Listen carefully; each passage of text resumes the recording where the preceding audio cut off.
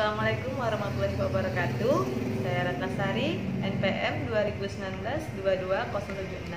Saya mahasiswa Stikes Veterahim Jambi, jurusan S1 Keperawatan. Hari ini saya akan memberikan pendidikan kesehatan tentang penyakit diabetes mellitus. Baiklah, selamat menyaksikan. Assalamualaikum. Waalaikumsalam. Selamat pagi Bapak. Pagi, Bu. Perkenalkan ya Pak, nama saya Ratnasari. Saya mahasiswa Stikes Veterahim Jambi, jurusan S1 Keperawatan. Nah Bapak, hari ini saya bermaksud ingin memberikan Bapak pendidikan kesehatan, atau kita sharing-sharing lah Pak ya, tentang penyakit diabetes mellitus. Sebelumnya nama Bapak siapa ya Pak ya? Abdullah. Pak Abdullah Pak ya. Pak Abdullah usianya berapa Pak? 43 tahun. 43 tahun, baik. Nah Bapak, saya minta waktu Bapak sekitar kurang lebih 10 menit lah Pak. Bapak bersedia Pak? Iya, iya, Bu. Baik Pak, kalau gitu langsung kita mulai ya Pak ya. Iya. Nah di sini kan saya mau menjelaskan tentang penyakit diabetes mellitus. Bapak udah pernah dengar Pak tentang diabetes mellitus? Belum pernah Pak ya? Kalau kencing manis Pak? Wah, ya, yang itu familiar. Nah, jadi Pak, diabetes mellitus ini sama dengan penyakit kencing manis Pak. Kalau orang awam nyebutnya kencing manis gitu Pak ya. Kalau di dalam kesehatan itu namanya penyakit diabetes mellitus. Nah, penyakit diabetes mellitus ini adalah penyakit di mana kadar gula di dalam darah kita itu meningkat ya Pak ya. Nah, jadi Pak ada beberapa faktor risiko yang menyebabkan terjadinya penyakit ini Pak. Itu yang pertama adalah faktor keturunan.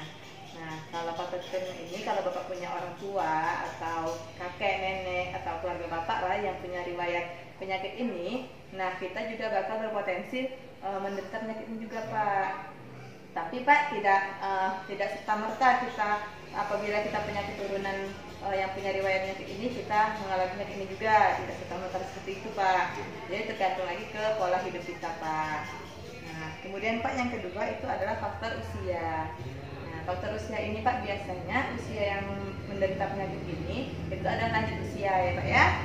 Nah, tapi tidak menutup kemungkinan juga yang muda pun bisa terserang penyakit ini. Nah, itu tergantung lagi ke pola hidup kita lagi Pak ya Pak ya. Nah, kemudian Pak yang ketiga itu adalah obesitas atau kelebihan berat badan. Nah, kemudian ada lagi sering mengkonsumsi alkohol atau obat-obatan. Nah, karena itu kan Pak berbahaya Pak ya, alkohol Pak ya untuk tubuh kita. Nah, itu bisa mengganggu metabolisme dalam tubuh kita Pak. Nah, sampai sini Bapak jelas Pak apa yang saya jelaskan tadi? Ya, sedikit paham saya, Bu. Paham nggak Pak ya? Tadi saya lanjutkan ya Pak ya. Iya, Bu. Nah, kemudian Pak ada tanda dan gejala dari penyakit diabetes mellitus ini. Nah, yang pertama itu adalah sering merasakan haus dan lapar. Jadi Pak, kebanyakan penderita penyakit ini sering merasakan haus yang berlebihan dan lapar, mudah lapar Pak. Jadi baru makan udah lapar lagi gitu Pak ya. Kemudian Pak yang kedua itu adalah sering buang air kecil pada malam hari. Nah, biasanya untuk penderita penyakit ini Pak sering terbangun pada malam hari saat tidur dan sering buang air kecil itu berulang-ulang kali Pak. Nah, kemudian yang ketiga adalah pandangan kabur. Nah, bisa juga ada juga gejalanya itu mudah lelah atau mengantuk.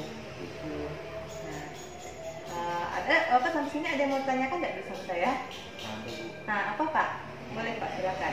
Saya ini mudah lelah juga, Bu. Tapi saya juga nih sering haus juga, Bu. Apakah ini salah satu gejalanya, Bu? Saya takut, Bu. Oh, jadi Bapak sering ada haus Pak ya? Iya. Jadi begini Pak ya. Jadi ada Pak cara untuk mengecekkan supaya kita mengetahui apakah kita mengalami penyakit ini atau tidak. Oh, iya, iya. Nah, itu dengan cara cek darah Pak, cek darah Pak ya. Jadi Pak ada dua cara pengecekannya.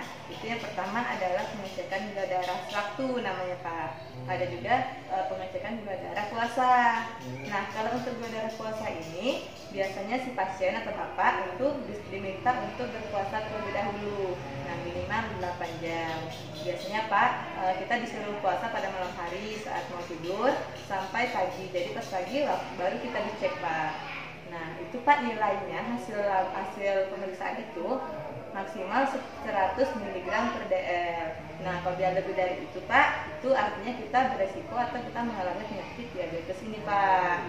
Nah, yang kedua Pak, caranya yaitu dengan pengecekan gula darah waktu. Nah, kalau gula darah satu ini kita bisa cek kapan saja, Pak. Kapan pun kita mau kita cek. Nah, itu normalnya batasnya adalah tidak boleh lebih dari 200 mg per dl. Nah, jika lebih dari itu yang dikatakan diabetes, ya Pak ya. Iya, Bu. Paham Pak sampai sini Paham, Pak? paham. Nah, baik Pak. Kalau gitu saya lanjut Pak ya. Iya, Bu. Silakan. Nah, jadi Pak, dari gejala-gejala yang tadi saya sebutkan itu Pak, belum tentu kita mengalami penyakit ini Pak. Tapi apabila kita mengalami gejala-gejala tadi seperti yang Bapak tanyakan tadi, nah berarti kita kan waspada Pak ya.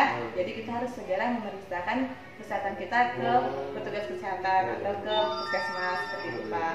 Biar kita bisa mendeteksi secara dini ya Pak ya. Jadi cepat kita mengobatinya apabila kita mengalami penyakit ini Pak ya.